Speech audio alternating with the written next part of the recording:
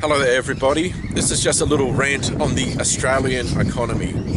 I want to know who is realistic about anything, and this is where I want to start. How good is our economy when we can't even make our own socks and jocks?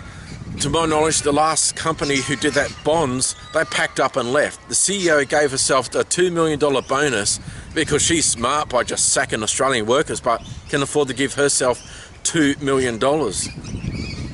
In the past week, there's this thing called wage growth that has been ranted by the media. The media are always brainless and senseless, and they do not know what they are talking about. So, in Australia, we've got a small population. About 15 years ago, we had this thing called the mining boom. This is where tradies got offered like triple the money or more to go and work up the mines and build these mines.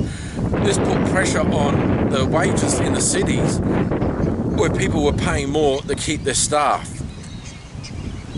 So in turn, this pushed up, this thing called the wage boom unnaturally in Australia. Again, small population with resources. But this is not normal. In America, they've had no wage growth for 40 years. The teachers in the Philippines get paid half what we do. They don't get wage growth. But yet here we do is whinge and whinge about wages. And I ask you that since we've been paid lots of money, have we got richer doing this? That the house prices went up, the mortgages went up, the rents went up, the food went up. So we do not get any richer. That the bankers who are just a business in the real estate fed some baloney and they just took your money anyhow. So paying more again is just going to lead to the same cycle over and over.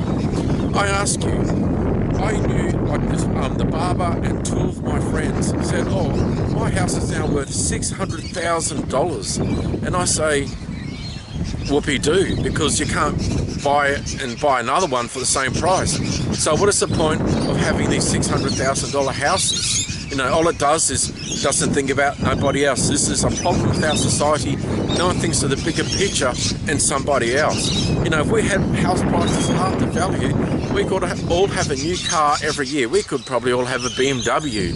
Wouldn't that be better? Have holidays? But the banks and the real estate are just a business, and they have conned everybody.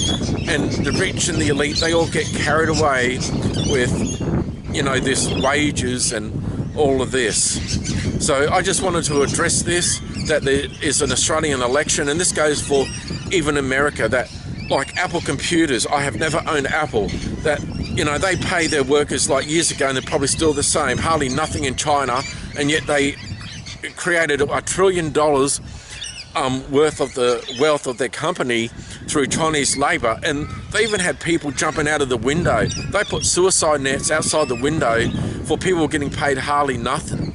And that's when in Bangladesh, and it's still probably almost just as bad, but years ago they would earn like $1 a day for 12-hour days, or $5 a day, I'm not sure. And yet in Australia we just whinge and whinge, or we've got to get paid more, this isn't enough.